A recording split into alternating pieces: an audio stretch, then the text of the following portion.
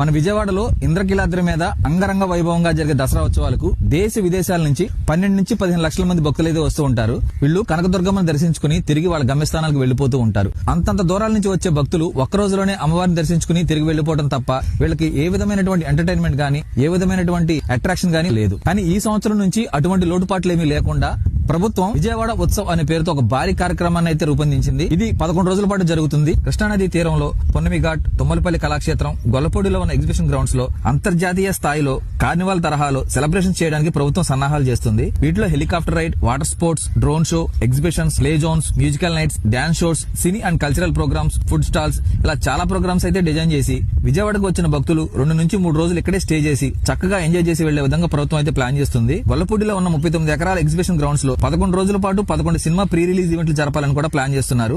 OG pre release event తో ఈ కార్యక్రమాలు ప్రారంభించాలని చూస్తున్నారు. తుమ్మలపల్లి కళాక్షేత్రంలో ఉదయం నుంచి సాయంత్రం వరకు కల్చరల్ ప్రోగ్రామ్స్ నిర్వహించాలని చూస్తున్నారు. ఇవన్నీ చూస్తుంటే ఈసారి దసరా ఉత్సవాలు మామూలుగా జరిగేలా లేవు. ఈ విజయవాడ ఉత్సవ్ అనే కార్యక్రమంతో విజయవాడ పేరు ప్రపంచవ్యాప్తంగా మరొక్కసారి మారుమోగిపోయే అవకాశం అయితే ఉంది. సో ఇది విజయవాడ ఉత్సవ కార్యక్రమానికి సంబంధించిన అప్డేట్. ఎవరెవరు దసరా ఉత్సవాల కోసం ఎదురు చూస్తున్నారో వాళ్ళందరూ జై దుర్గామాత అని కామెంట్ చేయండి. ఇలాంటి మరిన్ని ఇంట్రెస్టింగ్ వీడియోల కోసం మన పేజ్ ని ఫాలో చేయండి.